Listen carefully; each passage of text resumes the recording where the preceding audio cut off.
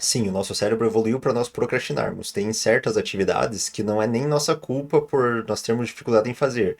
Simplesmente nós nascemos dessa forma. Como quando nós ficamos com medo do julgamento, que daí gera aquela ansiedade em falar em público. Quando nós ficamos pensando 780 vezes para fazer algo ou não, gera aquele quero, mas não faço. Temos dificuldade em manter objetivos de longo prazo, aqueles que nós vamos ter que ter um longo período de sacrifícios e só vamos ter a recompensa lá na frente.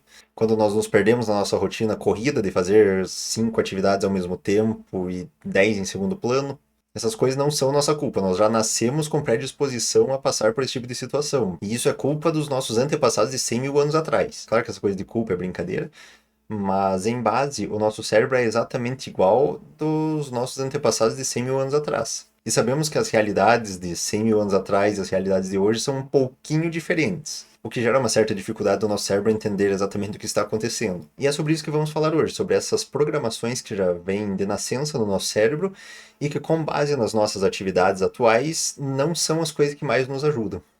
Como eu falei agora há pouco, evolutivamente falando, o cérebro de 100 mil anos atrás e o nosso cérebro atual é exatamente o mesmo. Tanto que se nós pudéssemos pegar uma criança recém-nascida lá de 100 mil anos atrás e pudéssemos trazer ela para a nossa realidade atual, ela viveria tranquilamente da mesma forma como nós vivemos hoje. Ela aprenderia a falar, a mexer no celular, a dirigir, entre todas as coisas que nós temos hoje que não tinham na época, ela conseguiria fazer. Então, em termos de capacidade cognitiva, para realizar essas atividades, nós tínhamos já desde 100 mil anos atrás. Nós só não tínhamos a tecnologia suficiente e a organização que nós temos hoje. A questão é que, assim como a capacidade cognitiva, os instintos também são os mesmos. Só que, como a nossa rotina era muito diferente, até em questão de objetivos, né? Lá há 100 mil anos nós queríamos sobreviver, nós estávamos tentando perpetuar a espécie, enquanto hoje nós estamos muito mais focados em sermos produtivos, em termos lazer, em outras coisas, e às vezes até nós esquecemos que nós precisamos sobreviver. Então acho que esse é um bom ponto para nós começarmos essa análise, a questão das rotinas. Lá há 100 mil anos atrás, nossa rotina era basicamente acordar, catar frutinhas, caçar, aí fazer umas pinturas nas paredes das cavernas, preparar aquele alimento que nós tínhamos coletado, ficar em volta da fogueira contando histórias e ir dormir. Já hoje não preciso nem falar, né? Em termos de quantidade de atividades diferentes, às vezes nós fazemos mais que os nossos antepassados antes mesmo de sairmos da cama. É ver se não tem notificação, olhar a previsão do tempo, ver se alguém postou alguma coisa nova, postar que acordou, enfim. Às vezes nós fazemos mais diversidade de atividades antes de sairmos da cama do que o pessoal lá atrás fazia no dia inteiro. Então, como não ter problemas em relação a foco? Nós estamos a todo momento mudando a atividade, pega o celular, daí estuda alguma coisa, daí trabalha um pouco, e aí nós lembramos que tem que pagar conta, lembramos que tem que fazer compras, lembramos que tem que levar o carro na manutenção, lembramos que tem que mandar parabéns para alguém, lembramos que tem que um monte de coisas.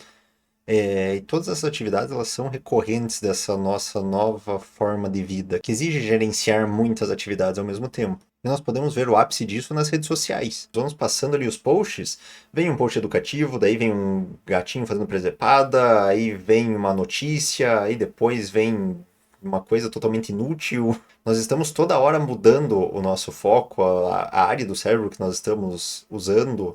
E de certa forma isso está ficando cada vez mais rápido. E além dessas coisas que nós fazemos sozinhos, ainda tem as notificações, tem coisas que os outros mandam, tem ligação, tem mensagem, tem um monte de coisas que tiram o nosso foco daquela atividade principal que nós deveríamos estar desenvolvendo.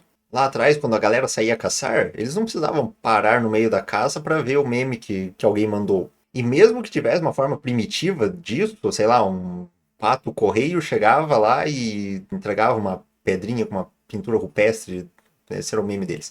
Não ia dar muito certo, porque se eles parassem para ver isso daí no meio da caçada, eles eram atropelados por um mamute. Então era um período particularmente complicado para se ter rede social.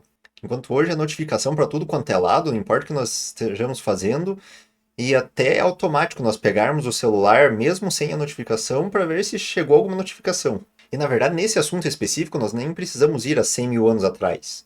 A coisa é mais complicada ainda. A galera que tem o ano de nascimento começado em 1900 vai me entender.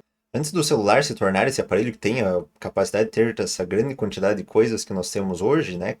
Na época que o celular só servia para ligar e receber mensagem, e no máximo uma calculadora e um joguinho de espaçonave, ou um Tetris, ou um jogo da cobrinha, A vida era muito mais tranquila em relação a distrações. Já existiam outras coisas, rádio, televisão, computador e etc. Mas o acesso era bem mais restrito. Uma que nem todo mundo tinha todas essas opções, e outra que todas as opções ficavam fixas em casa. Então, quando nós saímos de casa, nós não tínhamos acesso a essas coisas. E outra que tinha muito menos opções de canais, de entretenimento ligados a essas coisas, né? Claro, em relação ao que nós temos hoje, né? Um exemplo claro é aquela questão dos filmes. Nós queríamos assistir algum filme na época, nós tínhamos que sair de casa, comprar o filme, ou ir até uma locadora, torcer para o filme estar disponível, para daí voltar para casa e daí assistirmos. Hoje nós reclamamos quando a internet está lenta e nós temos que atualizar a página. Mas era muito mais fácil gerenciar essas distrações, né? Hoje nós fazemos questão de levar a nossa distração no bolso para tudo quanto é lugar que nós vamos. Quando não está no bolso, está na mão. Quando não está na mão, está na mesa na nossa frente. É uma situação bem legal. E ali tem tudo que precisamos para procrastinar, né? Tem rede social, tem vídeo, tem jogo, tem filme, tem série. É uma maravilha. A questão é que o nosso cérebro não está sabendo lidar com isso de forma adequada ainda. Afinal, nós passamos 90 mil anos catando frutinha, outros 9.900 e sei lá quantos anos sem acesso à tecnologia, e aí hoje nós vivemos esse mundo que nós vivemos, em que todo dia tem uma atualização nova, todo dia sai um aparelho novo, alguma tecnologia nova, e nós temos que lidar com tudo isso. Mas por enquanto o nosso cérebro acha isso tudo muito divertido, por isso que nós achamos legal fazer essas coisas. Talvez em algum momento ele perceba que isso não é tão interessante, mas talvez leve um pouquinho de tempo ainda. Outra coisa que ele não foi feito para fazer é pensar em coisas de longo prazo. Lá na época que nós catávamos frutinhas, nós tínhamos preocupações diárias. Era achar comida, preparar a comida, pintar caverna, conversar um pouco do lado da fogueira e dormir. No máximo nós pensávamos sazonalmente, para saber os momentos de frio, para saber quando que os animais iriam para outros lugares, quais eram as épocas do ano que tinham certas frutas, em quais lugares. Lembrando que na época a humanidade era nômade, nós não tínhamos lugar fixo. Então nosso papel era ficar indo atrás de comida e fugindo de climas desagradáveis. E aí esse mesmo cérebro hoje precisa processar uma dieta que não vai fazer nada hoje, mas daqui 6 meses nós vamos começar a ver resultado. Pensa no desespero que o cérebro fica, ainda mais se tratando de comida. Além do resultado estar só daqui a 6 meses, que é praticamente outra vida pro cérebro, nós ainda temos que sofrer no momento, porque nós temos que passar fome. Olha que beleza, ainda mais a fome, né? Que o cérebro ficou milhares de anos para entender que isso era ruim, aí hoje nós fazemos isso propositalmente, para ter um resultado que só vai aparecer daqui a um ano. É óbvio que o cérebro vai querer estocar energia, vai ter problemas em ver esse benefício daqui a 6 meses. Ele quer resolver o problema agora. Ele não sabe se amanhã ele vai conseguir comer ou não. Claro que nós sabemos racionalmente isso, mas instintivamente o cérebro fica com esse medo de perder calorias, porque ele sabe que é uma situação desagradável em termos de sobrevivência.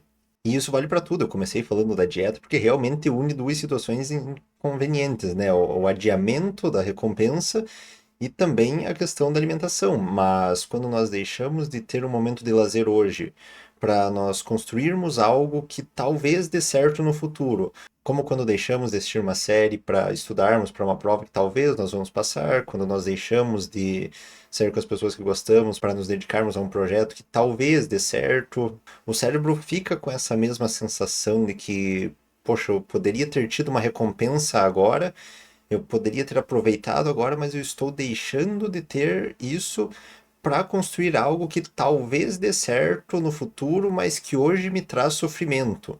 Essa relação com a energia é muito importante para ele. Na época, quanto menos nós gastássemos energia, melhor. Nós não tínhamos certeza quando que nós íamos ter uma alimentação decente de novo. Então, quanto mais parados nós ficássemos depois de uma alimentação, melhor. Não fazer nada era ótimo. Aí quarto para nós não querendo procrastinar nos dias de hoje, com um cérebro que adora economizar energia.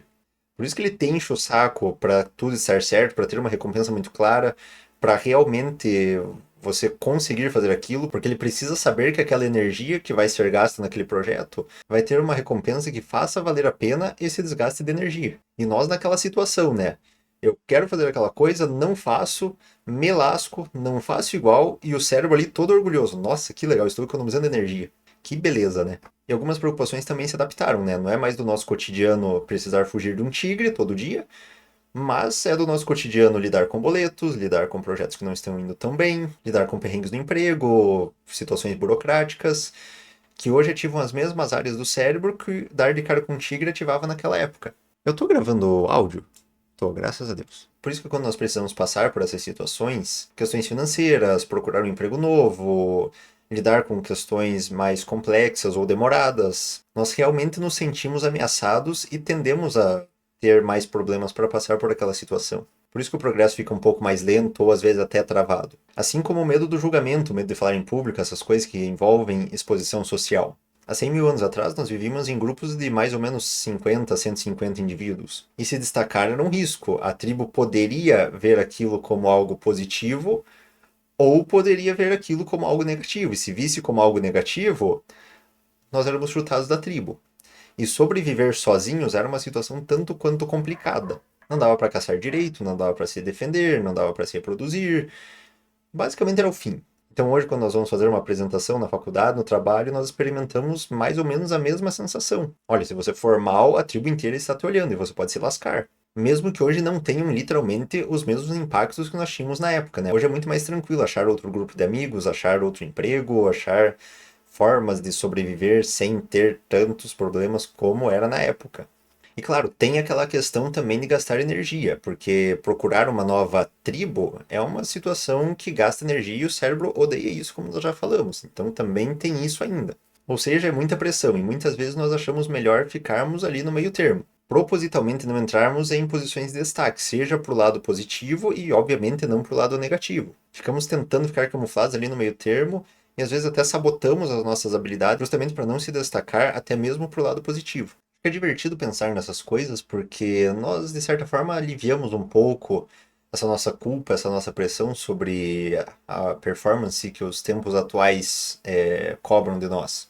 E entendermos que alguns dos comportamentos hoje não são falta de competência ou falta de qualquer coisa, são coisas que já vêm conosco já de nascença. Claro que é nosso papel aprendermos a lidar com essas coisas para que elas não nos prejudiquem, mas são coisas que naturalmente já dificultam a nossa vida. Mas talvez a reflexão mais útil que nós podemos tirar dessa situação toda é que algo que aconteceu lá 100 mil anos atrás e que foi muito útil para nós sobrevivermos enquanto espécie, hoje, para a realidade atual, acaba nos lascando. E isso estamos falando de outra época, com outras pessoas, nós nem vivemos naquela época, mas nós experimentamos as consequências disso hoje. E de certa forma nós somos os responsáveis por readaptar essa parte genética, essa parte instintiva para a realidade atual. Só que nós não precisamos nem voltar 100 mil anos atrás para observar isso. Se nós olharmos para trás da nossa própria vida, quantas coisas nós hoje nos condenamos porque nós fizemos no passado e que hoje nós temos que lidar com as consequências disso? Só que nós não pensamos que naquela época talvez isso tenha sido importante, algum hábito que nós desenvolvemos numa época que nós precisávamos daquele hábito e que hoje talvez não faça mais sentido, mas que de certa forma foi importante para construir aquilo que nós somos hoje. E às vezes talvez até para nos trazer até aqui.